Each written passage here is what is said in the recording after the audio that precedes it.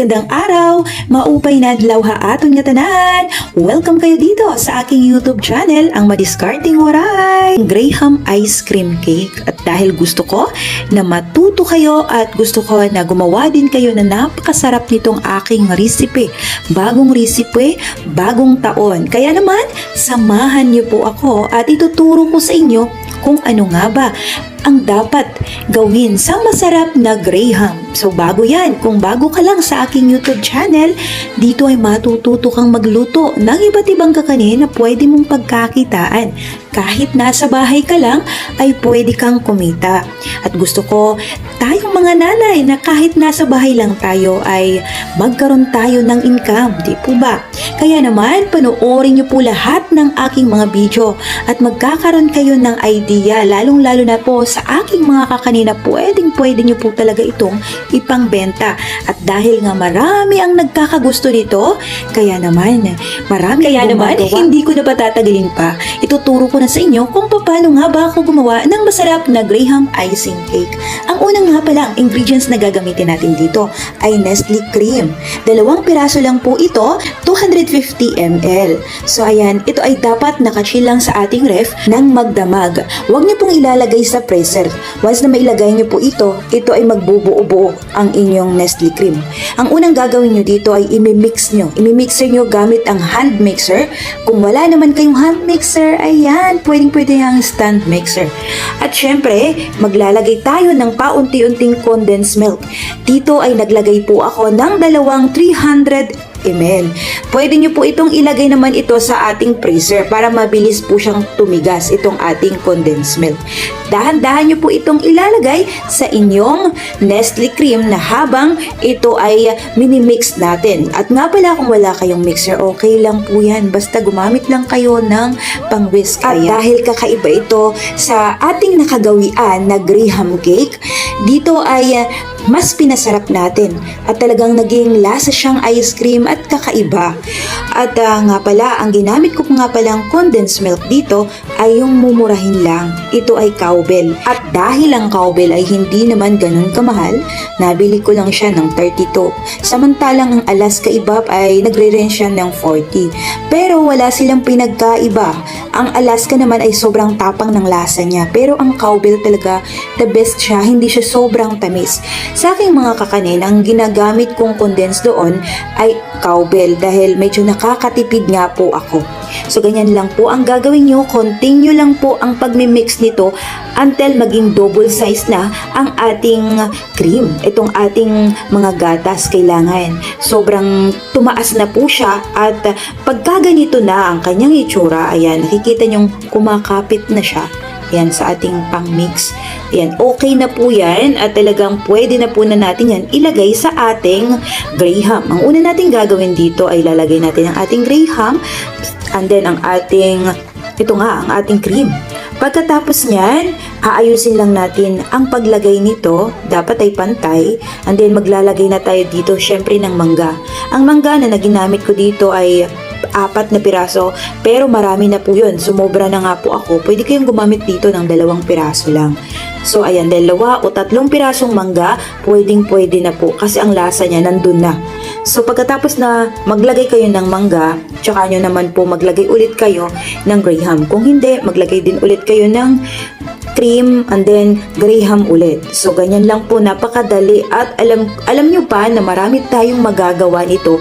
Hindi siya tulad ng ordinaryong Graham lang na konti lang ang magagawa nyo kapag 2 Nestle cream lang, pero dito talaga halos magdodoble ang gawa nyo. Dahil nga po tumataas o parang dumadami po ang ating Nestle cream kapag yung process na ito ang sundin. Alam nyo ba na ang Graham cracker nga ang nagamit ko lang dito ay 2, sumobra pa.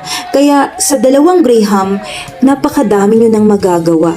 Di po ba? Hindi siya tulad nung ordinaryong Graham cake lang po. So pagkatapos natin ilagay ang ating Graham, ilalagay naman natin ulit ang ating cream.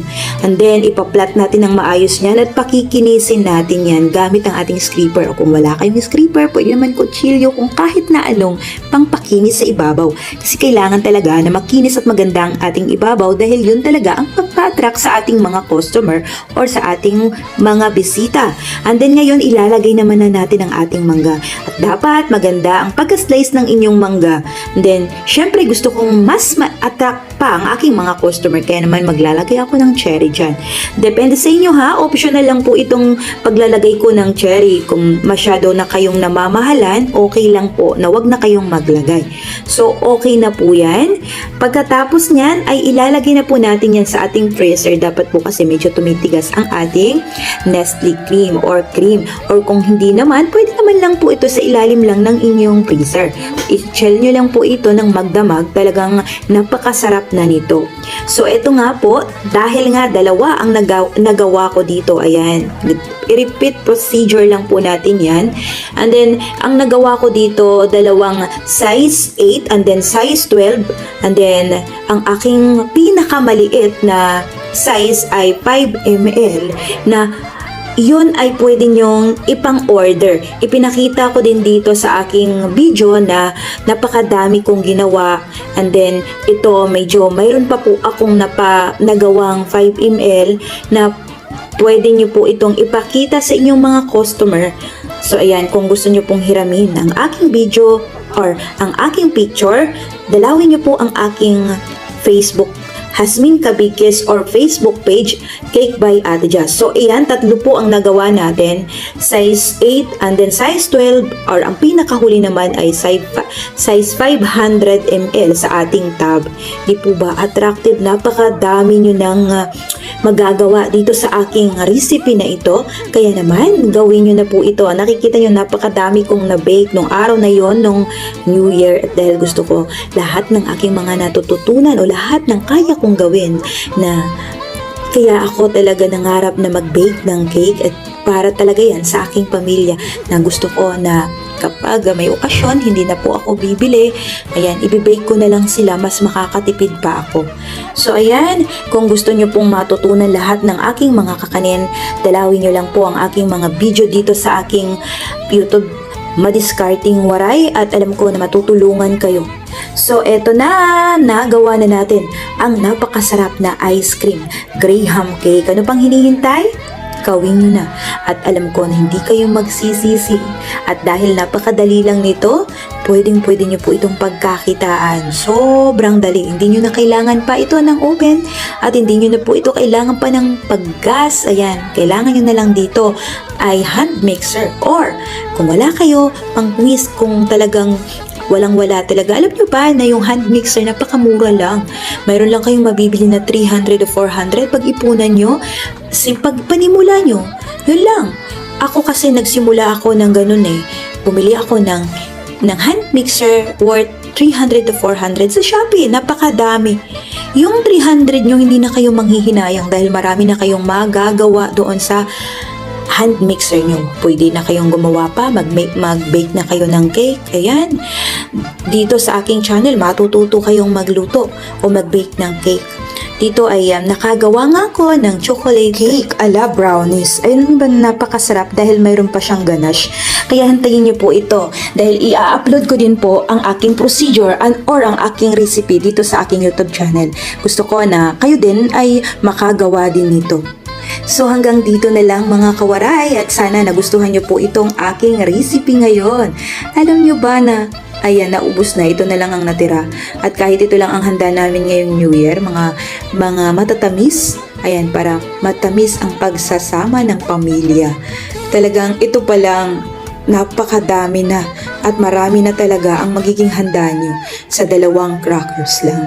At syempre, kung magustuhan nyo po itong aking vlog ngayon, ang aking video ngayon, please subscribe my YouTube channel, ang Madiskarting Waray. At syempre, i-like nyo na din po. Thank you sa inyong lahat. God bless po from Madiskarting Waray. Thank you and God bless po sa ating lahat mga kawaray.